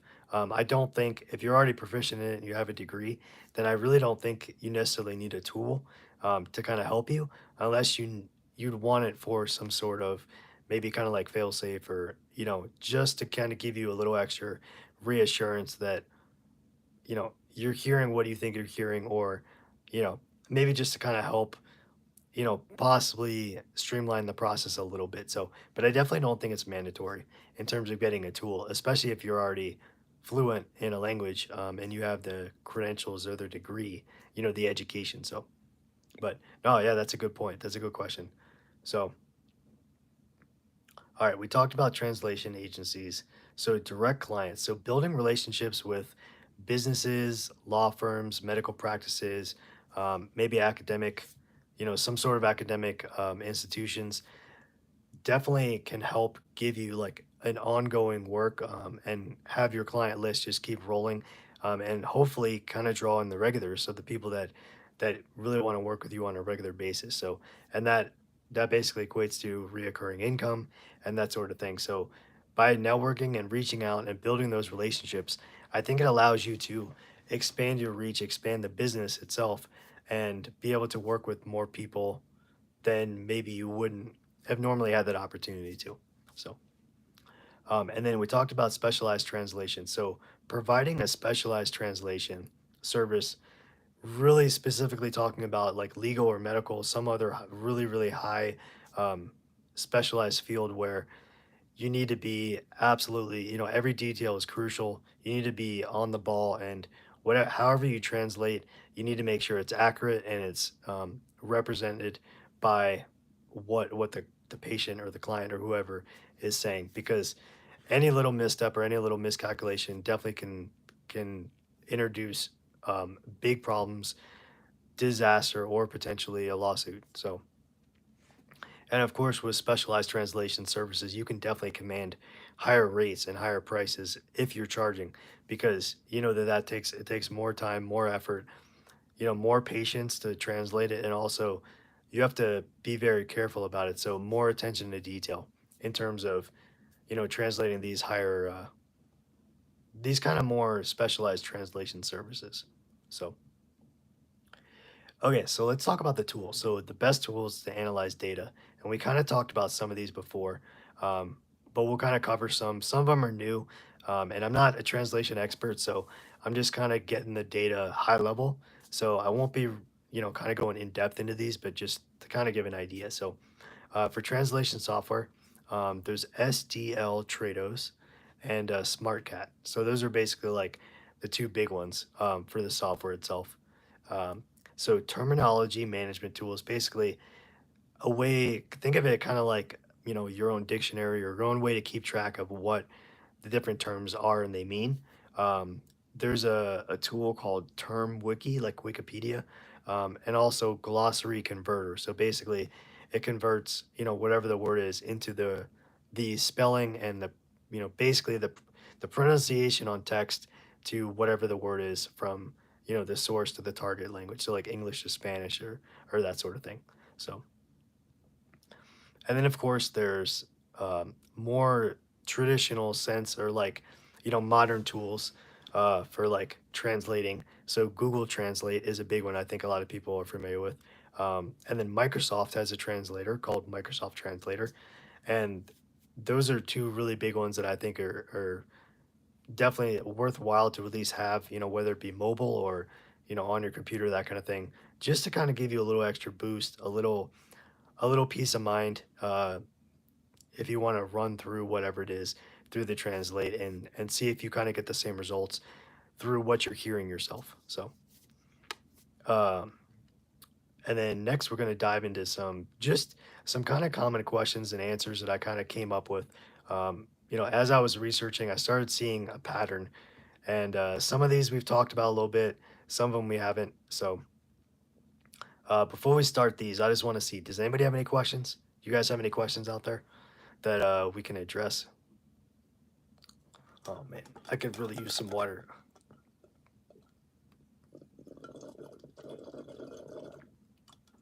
I'm at the end of the cup here. That's what happens when you put like a bazillion. You can't see it, but you put a ton of ice in there, and there's like no water. So the cup's doing its job, keeping it cold, but there's no water. The water's gone.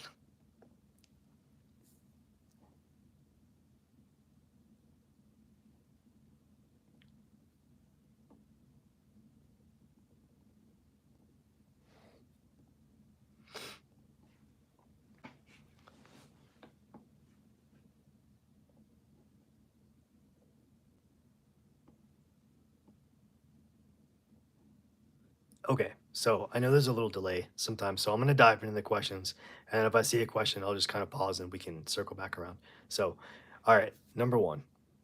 Okay, that's so funny because right as I started, it just okay. So, Bookie asks, how long does it take to translate a document? So I think it really depends on. Okay, if you only want to do this as a side hustle, yeah, so I would say really it's going to depend on the actual document itself. So the document, not only the document type, is it an electronic document that you can scan through fairly easy? Is it handwritten or is it something that's typed? I think it's going to really kind of vary depending on how long the document is itself.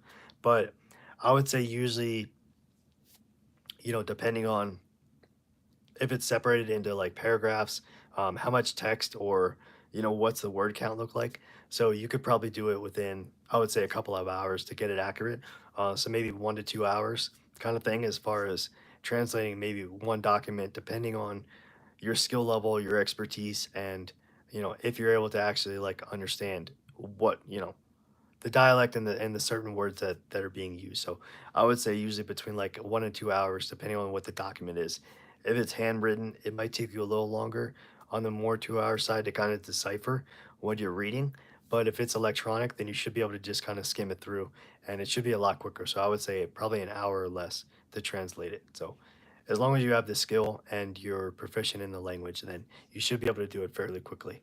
So you just don't want to do it too quickly to where you're like, oh crap, I uh I got the gist of it, but if you're not getting every detail, then you're really doing not only yourself a disservice, but also to the client. So you want to make sure that everything is to the T and you get everything exactly the way that it's written. So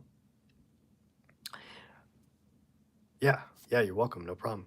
So okay, so how do I start as a translator? So this is for somebody who's proficient or they're proficient in one or more languages. They know they want to do this. They want to try doing this as a side hustle.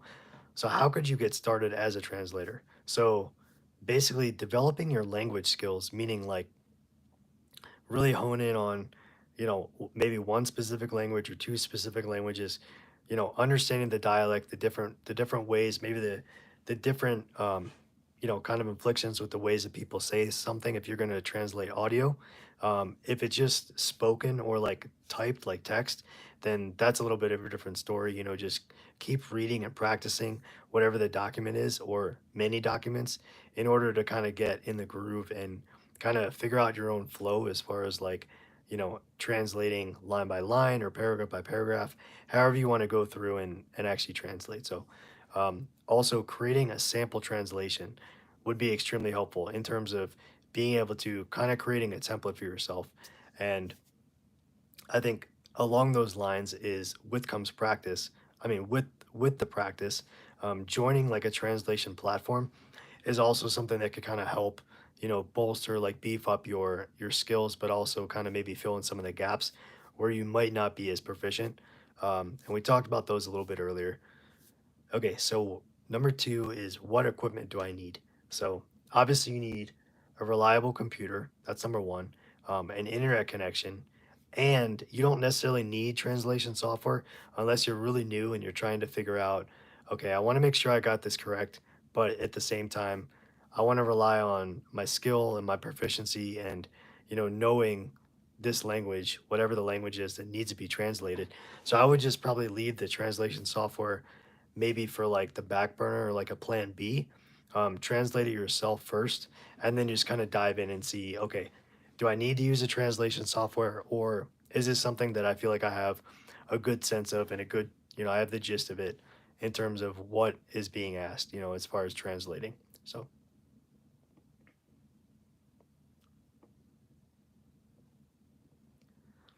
okay, next up is how do I improve my language proficiency? I wish I would have kind of, learned this in high school when I was learning Spanish. But basically, practicing regularly, whatever the language is that you're really trying to work on and you're really trying to learn, really immerse yourself in the language, and take advanced language courses if that's applicable and if it's appropriate, for the situation. So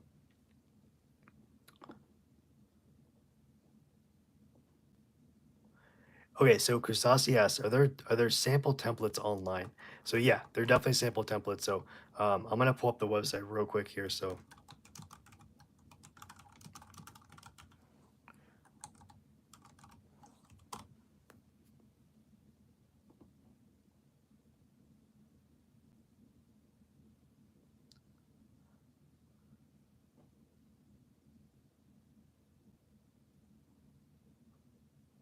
okay, so these are all translation proposal.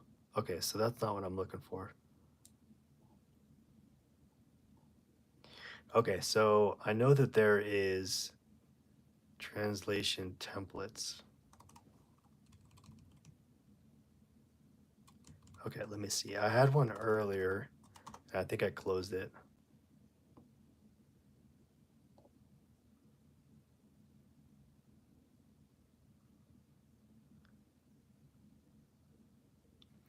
Okay, so there's a website called, it looks like Vista Create. So I'm gonna copy this one, and it looks like this actually might be more of like a graphic thing versus like an actual template itself. I know there's translation templates in terms of being able to learn. So like something like Rosetta Stone is a really popular online, um, you know, language learning kind of course class type thing. And I know they have templates as far as being able to almost kind of like quiz yourself or give yourself like an assessment in terms of being able to learn. So something like that, in order to like learn the language, would probably be the best place to find, excuse me, these type of templates. Would be more of like a language type um, course online that have these as far as like learning education. So I would say start with one of those. Like a Rosetta Stone would be a great place to start. Um, and as you kind of go along, once you kind of have an idea of, okay, here's a basic idea of a template, because every document's going to be different, and every audio file is going to be different, or could be video. So really, it's going to depend. There may not be a one size fits all template, but that's definitely a great place to start. I think would be something like a Rosetta Stone, just to kind of get the outline and the template of kind of how you're going to approach it. So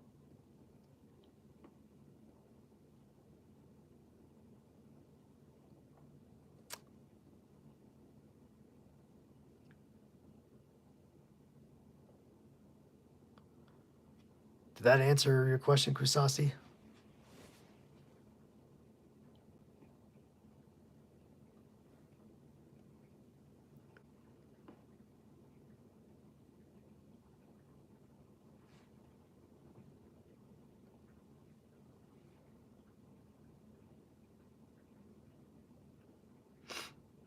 Okay, so we're going to dive into the next question. So, what types of translations exist? So, here are the main types of different translations that you could possibly get hired to translate. So, we're talking a document, audio, and video. Those are really the main types of translation. So, in terms of industry or the field, the areas of expertise in order to translate, oh, you're welcome, no problem, would be legal, the legal industry. So, like law firms, lawyers, that kind of thing, paralegals, medical field. So, doctors, nurses, patients, maybe nurse practitioners, that kind of thing. So, basically the patient doctor relationship, that type of relationship, technical in more terms of like an IT sense of teaching somebody actually how to do a technical skill, but also translating in different languages that way. Um, and then literary. So in terms of maybe writing a book, writing some sort of magazine or article, that type of thing. Um, those are really kind of like the main types of translations. When we think about how to translate, there's obviously more, but those are kind of more of the main translations. So.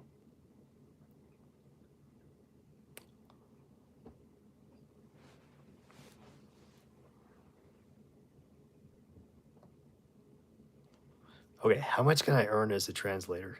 So earnings vary based on price and experience and specialization. So beginners can expect to earn about 5 cents to 20 cents a word. And that's really that this is like a general sense. So it's definitely not something that's like set in concrete, but that's kind of more of like a general kind of way to look at it. So 5 cents to 20 cents per word. So And I know we covered this a lot, but do I need any certifications? So certifications are definitely not mandatory, but they can be beneficial, especially for specialized fields like a legal sense in legal or like a medical translation, just in terms of knowing the terminology, knowing what they're actually, they're saying in terms of these, medical, on a medical chart, there's a lot of words, there's a lot of different explanations that may not be as easy to understand to, sort of a kind of normal person that doesn't know, isn't in the field. And on top of that, if you need to translate it from a different language, I think that even adds another layer of complexity to it. So, okay. Next up is how do I find clients? So you can use translation platforms like we talked about, Prozy, Fiverr, Upwork, Freelancer.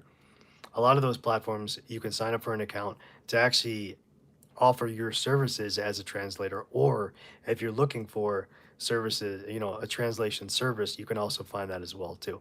So we also looked at LinkedIn. That's also a great resource that's free that you can find, not only find, but you can also apply for jobs through your LinkedIn profile. So that's a resource. If you don't have LinkedIn, there's a lot of opportunity there to sign up, and obviously you want to make it as legit as humanly possible, because especially if you're going to start building a client list, you want to make sure that you put in all your correct information and all your correct expertise, credentials, that type of thing. So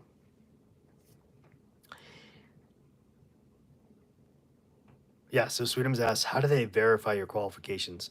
So a lot of times what I've seen is that you have to provide proof or documentation of whether it be a degree, if they ask for a bachelor's degree, or some sort of um, translation credentials. So it could be maybe you went through and you took, um, so it could be a certification, like an actual paper, maybe just giving a picture of that, something that can prove that you actually have this documented degree or certification. But also on the flip side, they could also, ask for references. So people that you've worked with in the past, the potential client might reach out and say, okay, is this person qualified to be a translator based on what you saw? So basically, talking to your previous, maybe even employer or previous clients that you worked with, kind of basically validating your testimonials or your reviews and saying, okay, do they really know what they're doing? Do they really know what they're talking about? So that could be a way that they could verify qualifications and just make sure that you are who you say you are, or that you know how to translate effectively and appropriately. So, and with that, you can also pitch to potential clients. We talked about kind of creating a pitch or creating this kind of canned response when you're actually reaching out to new clients.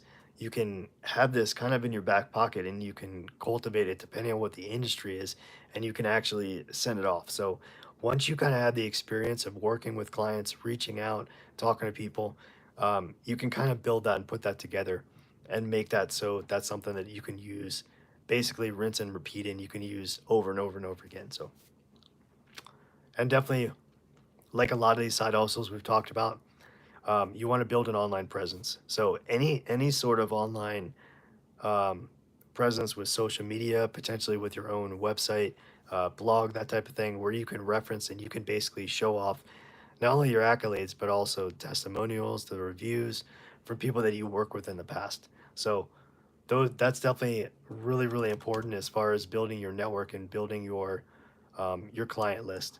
So if people think that they can trust who you've worked with in the past and they like the work that you've done, then that's also something that I think would bode really well for getting future clients, especially when it comes to like reviews, that sort of thing. So,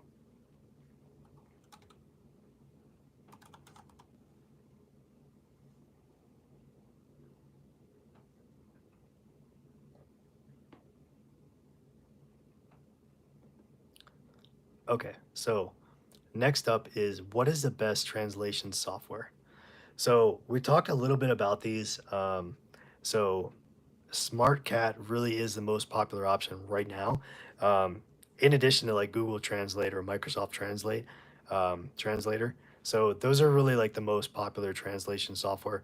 Um, that are available. And I know for sure Google and Microsoft do come in a mobile app, a mobile version, so you can utilize those on the go. So those are great for translating in a situation where you're not sitting at a computer or um, at your desk type situation. So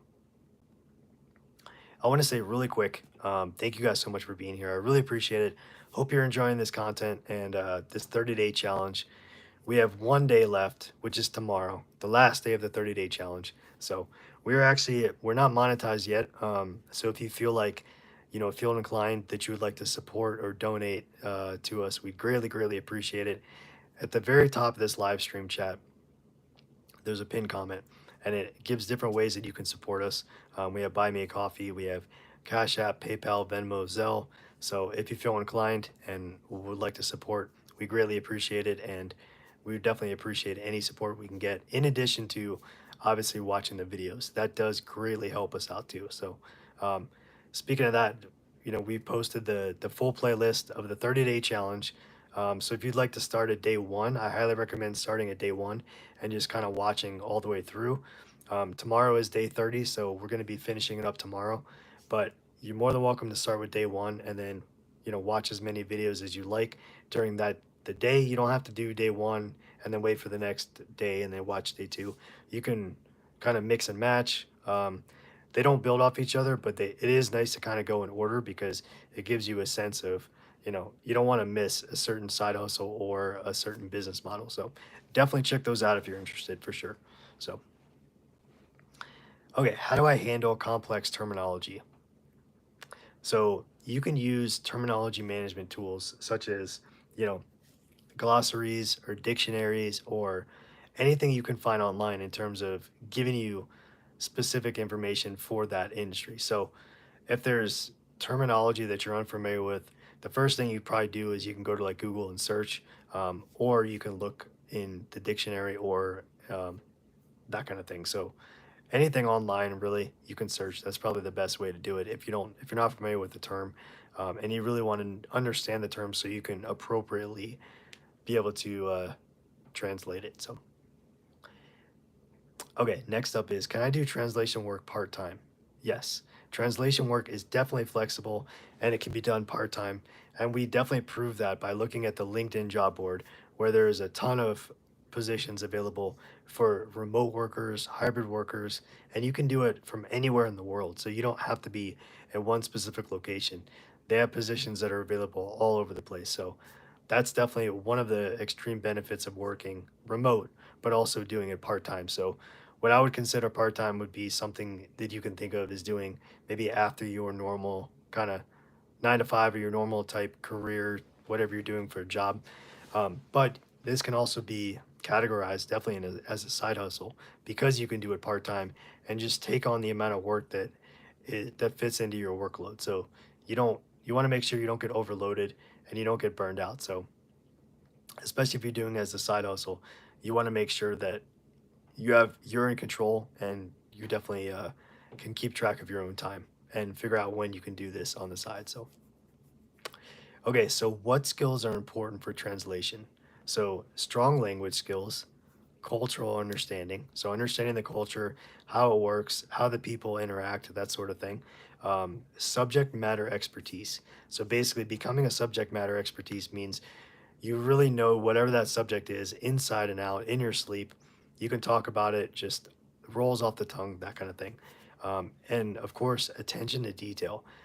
With translation services, attention to detail is so crucial that you want to make sure that you're not misinterpreting or mishearing what you think you're supposed to be translating. So that's why it's important to have some of these extra tools and like kind of like safeguards or safety nets to put up just in case you miss something or something isn't as clear, so you can make sure that you keep everything not only in line, but you want it to be as accurate as humanly possible. So that actually leads into the next one. So how do I ensure accuracy in my translation?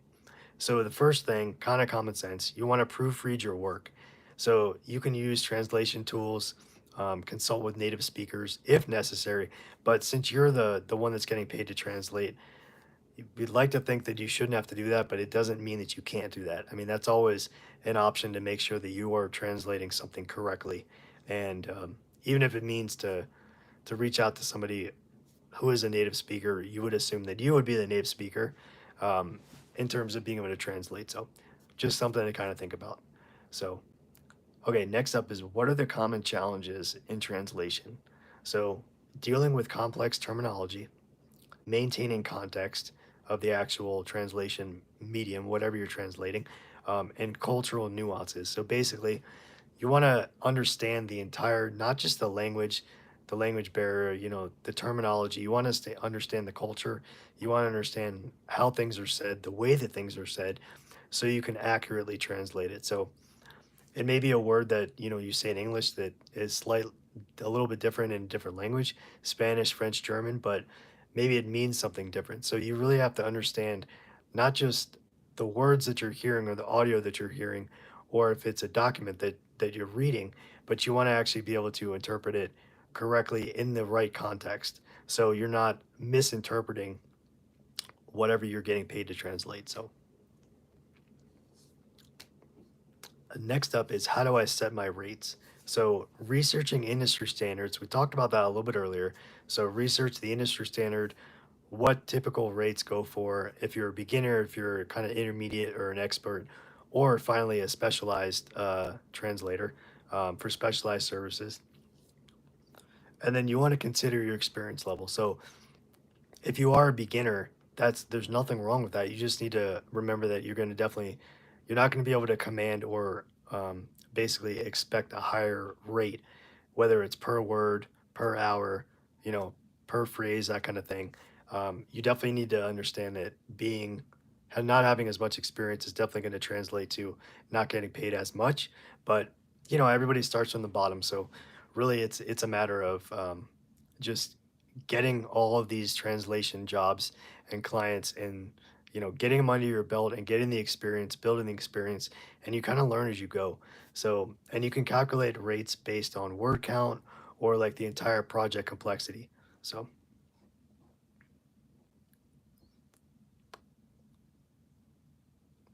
all right, so Sweetums asks if there are online tools for translating, what are the benefits of using a professional service?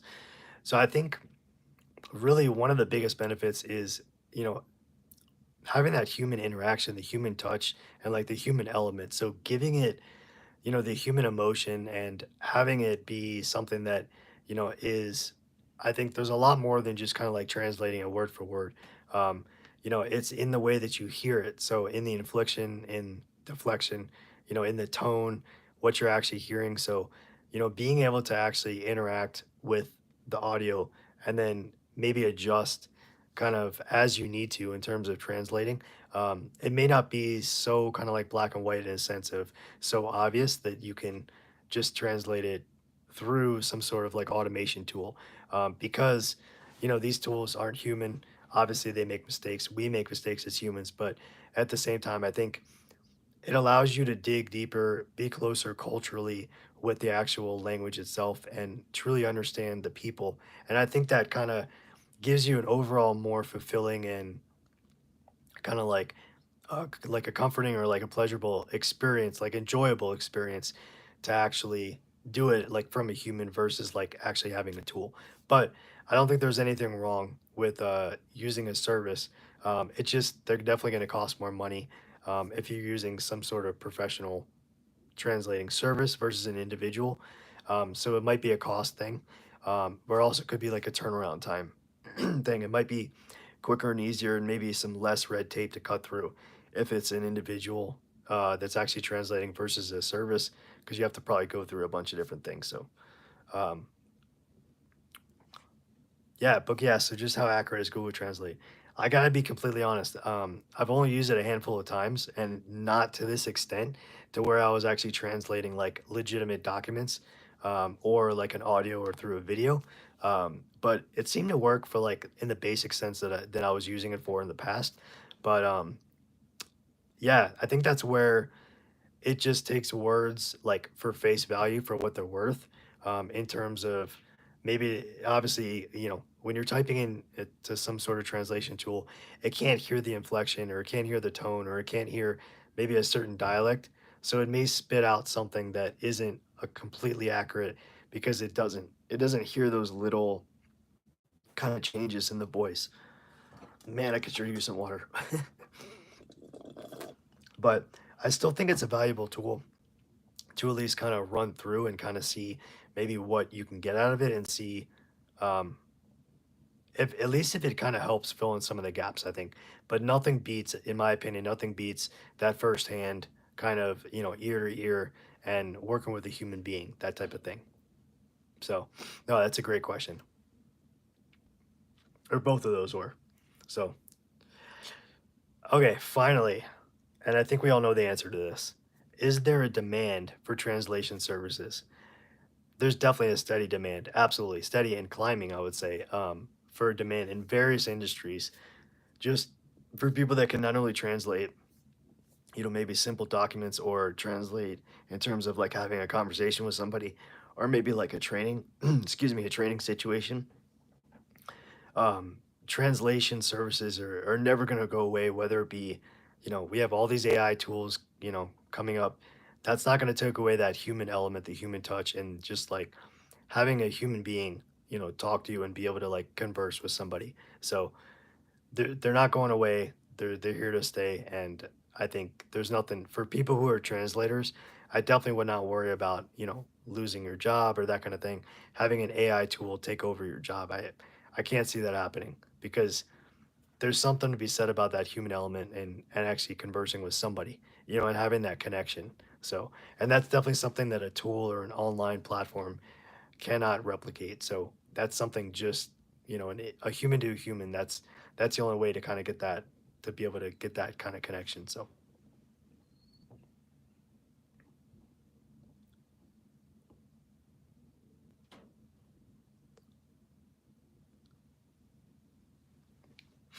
all right. So Kusasi asks, even if there's a high demand, is one of the jobs that requires skill and experience versus the other side hustles? Is one of the jobs that requires skill? Yeah, I mean, um, this definitely is one of the jobs. I think it's, this in terms of like the other 29, side hustles that we've talked about, this one definitely is unique. I don't necessarily think it's hard in the sense of if you're already familiar with the language, if you're fluent, um, I don't think that there's a problem with in terms of learning, um, and requiring the skill, that kind of thing. But um, oh yeah, sorry, is this? Yeah, I mean, I think it definitely requires a skill and the experience. So it's unique, but it's not like out of reach, totally out of reach as far as like something, and it doesn't, it costs virtually no money in order if you already have the skills. So if you want to learn from scratch, learning a language from scratch, and then ultimately be a translator, then I think you're gonna kind of, you're gonna have to spend some money to kind of like learn. But um, yeah, I think this is one of the unique side hustles that does require skills and experience, but I think it's a lot less than say like, the SaaS business we talked about. That one is definitely like a full team kind of thing, but this is something that I think an individual can do, and they could absolutely do it as a side hustle with, relatively low barrier to entry, meaning like starting with as little money as humanly possible. So.